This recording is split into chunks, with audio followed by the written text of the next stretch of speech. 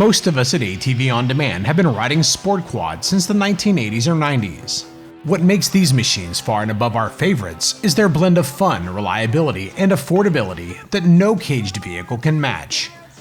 Reminiscent of the legendary Banshee during the 1990s, Yamaha is once again the only manufacturer offering a race-focused high-performance ATV, the YFZ450R.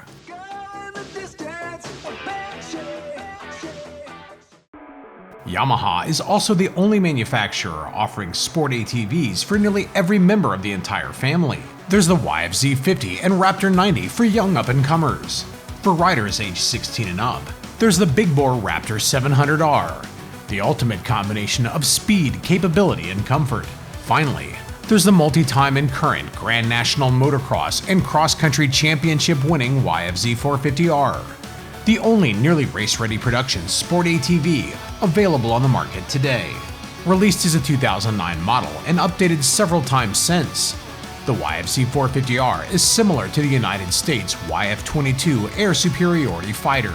It represents the latest and greatest in technology and performance, with much of its R&D dating back to a previous generation of pilots. Although this makes it no less exhilarating for the next generation who step aboard, as it's still the best thing going on the track or in the sky. Yamaha recently asked if we were interested in a fresh test of the 2022 YFZ450R, riding at the beautiful Oregon Dunes in Winchester Bay, Oregon. To handle riding duties for us, we sent out Pete Hager, a pretty skilled recreational rider and ATV motoblogger already responsible for introducing a number of new riders to the fun and camaraderie of sport ATVing. My name is Peter Hager and I run a sport ATV focused YouTube channel. I like to categorize myself as an experienced recreational rider, and a lot of my content is adventure based. I've been interested in sport ATVs ever since I think I saw my first waveless riding video. I want to say it was waveless 6. I just found myself gravitated towards the machines and watching them in action. It's super fun to watch the suspension going up and down and watching berms get blasted and all the roost, and I just found it super entertaining and it looked super fun. ATV On Demand's test of the 2022 Yamaha YFZ450R was made possible by: if your ATV has a performance exhaust, it needs a performance intake to match. Used by champions like Chad Wienen and Walker Fowler, Fuel Customs intakes are engineered and built in the United States with a 100% satisfaction guarantee, providing increased horsepower and throttle response on engine builds from mild to wild. We use Maxima SC1 on our fleet of ATVs to help prevent mud buildup, speed cleanup, reduce the look of minor scratches, restore deep factory color and shine, and of course, there's the legendary SC1 scent.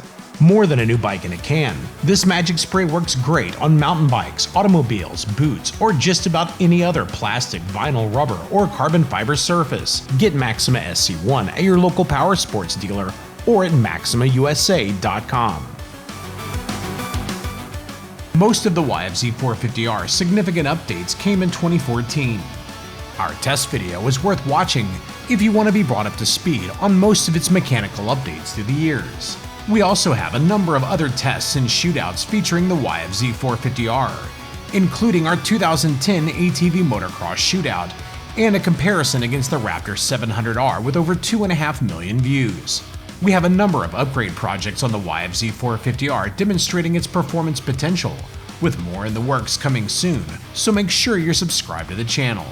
Look for links to all of our YFZ450R content in the description below. Engine. The YFZ450R is powered by a 449cc liquid-cooled 4-stroke engine with a large bore and short stroke of 95 by 63.4 millimeters. An 11.8:1 compression ratio is pretty high, while still allowing for the use of premium pump gas. Its 5-valve double overhead cam head design features 3 intake and 2 exhaust valves, constructed of titanium to reduce reciprocating mass for faster revving. The engine is pretty high-tech by modern ATV standards, but is behind the times compared to the technology currently utilized in Yamaha's YZ450 dirt bikes. A Yamaha fuel injection system delivers the air-fuel mixture to the cylinder via a 42mm throttle body. Electric starting brings the engine to life. It fires right up and warms up quickly. The YFZ450R's gnarly 5-speed transmission was developed to withstand the stress of high horsepower modifications. 2014 saw a switch to Yamaha's Assistant Slipper Clutch, designed to make clutch pull lighter and reduce engine braking over square-edged braking bumps. With this update came a reduction in the number of rivets holding the primary gear on the back of the clutch basket. For this reason, racers highly recommend switching to a 2013 or older clutch assembly to prevent possible failure and expensive repairs. The YFZ450R's power delivery is very comparable to most 450s. It's got a very linear power band, and it's pretty subtle off idle. It doesn't have all the torque like the Raptor does. But once you build the RPMs up, it does really start to scream, and it actually pulls pretty strong in its stock form. But in order to maintain that power, you want to stay up in the upper Rs. So I guess when operating, it's just important to be pretty conscious of your gear selection in order to retain optimal power. But other than that, it's definitely a bit of a screamer, and I really enjoy how the power comes on in the machine. It's got a pretty solid power band, but it's not unpredictable. There is a lot of discussion regarding the off-idle bog that some YFZR owners end up dealing with.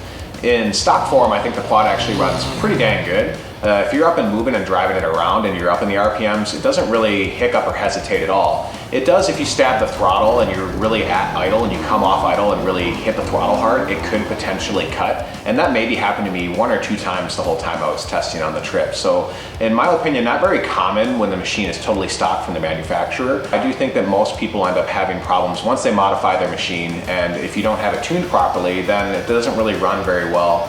From the manufacturer, I think they actually run pretty strong, and unfortunately some people kind of shed a negative light on that, and I didn't really have that experience when riding the stock units on this trip. Overall, I'd say the clutch pull is very light and super smooth on the YFZR. Shifting gears is very easy, it's pretty crisp and accurate, I don't miss shift very often. The gear ratio I think is really appropriate, seeing as how it's definitely a race-focused machine. It's not really meant to go top speed, so its top speed isn't as high as, like, let's say the Raptor 700. And when we're in big, wide open areas, which isn't too often, I do catch myself going for another gear now and then. But other than that, I do think that the clutch pull and everything and the whole shifting setup is all really easy, and I think the gear ratio is pretty appropriate for most people in settings. The YFZ puts out around 39 rear-wheel horsepower in stock trim, with an additional 5 to 6 horsepower easily within reach with a fuel tuner and good aftermarket exhaust, like HMF's Competition or Performance series. We paired the full Competition series with HMF's Fuel Optimizer with impressive results in low-end torque, throttle response, and increased horsepower across the RPM range. HMF also has a growing number of hard parts, including bumpers, grab bars, light block-offs, and netted heel guards with massive foot pegs. Visit HMF's website for their full list of YFZ450R accessories. Chassis and suspension.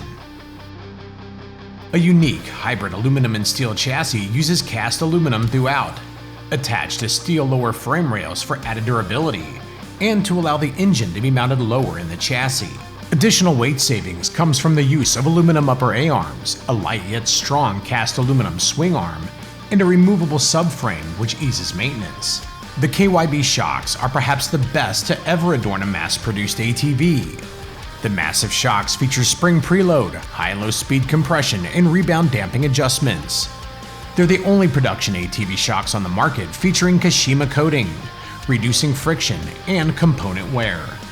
Suspension travel is ample for recreational riding in most types of racing, with 9.8 inches up front and 11 inches out back.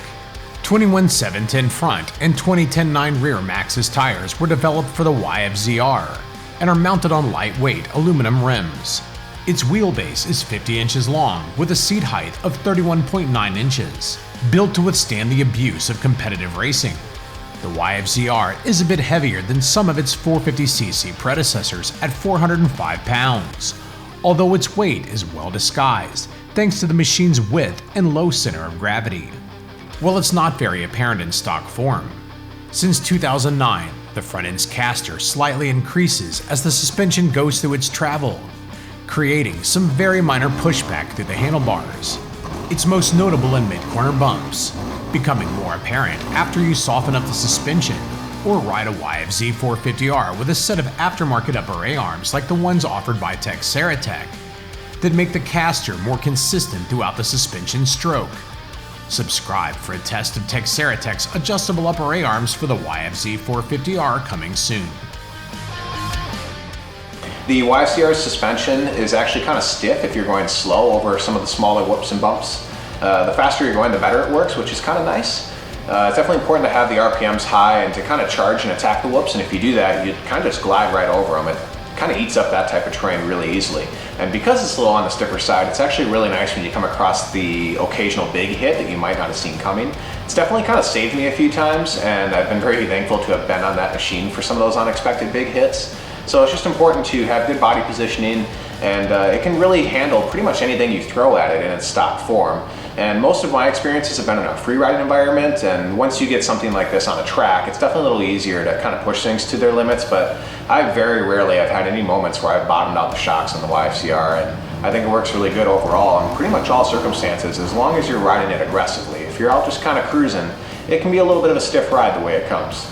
And as far as tuning goes, we didn't do any tuning when we were at the event. They wanted us to experience the machines as they come directly to the customer, and I know with fine tuning you could definitely set it up better for your style, and they're very capable right from the manufacturer. At higher speeds, the YFZR is definitely super predictable and very confidence inspiring. I do think the steering is very accurate and the stability is pretty awesome due to its wider stance. Because of that, it does give me a lot of confidence when I'm riding the YFZR, and I really like that aspect of it. It allows me to push my abilities, and I know that it's not going to do anything sudden and there's no surprises when you're riding the machine. It's super rare that I'm on it and it comes up on two wheels, and if it does come up on two wheels, it's almost kind of in slow motion, and it's pretty easy to correct things. And thankfully, I've really had no close calls on the machine. It's, in my opinion, a super safe machine, especially if you're pushing yourself. Brakes. Hydraulic disc brakes with dual piston calipers are used at both ends. A wave-style rear rotor is used for improved cooling. I think the YFZR's brakes are really great. They're pretty strong and they're crisp. They have great stopping power, especially with the lower center of gravity and the wider stance. The quad really seems to just hug the ground as you lay into them. And the rear brakes lock up super easily if you're looking to engage a slide and get around a corner faster. Ergonomics. The ergonomics in the YFZR make body positioning very practical. I really like how the seat is designed, and it's super easy to shift your body weight from side to side and get it off to the side when you're in the corners. I really like how the cockpit is set up too. It's fairly narrow and it's really easy to get your body weight over the handlebars. The handlebar clamps feature 4 positions of adjustment, allowing you to move the handlebars more rearward or forward. There's also an adjustable reach front brake lever, all helping you to dial in the cockpit for maximum comfort and control. Massive 2.6-inch wide foot pegs offer race-ready comfort, traction, and stability. Fit and finish.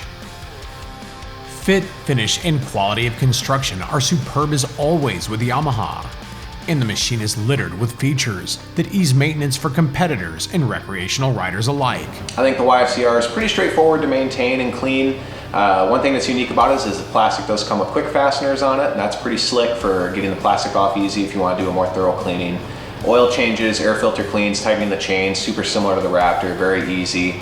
I guess in general most 450s do end up needing top end work, or at least a refresh a little sooner than later than something like the Raptor. So those are just some things to keep in mind when it comes to owning them. But overall, just like all machines, if you take good care of them and do your basic maintenance, they should last longer and treat you well in the long run. Conclusion. Very happy Yamaha has continued making the YFZ450R. I think it's a super important quad to have in their lineup, and they're helping keep the race community alive by continuing to offer this machine.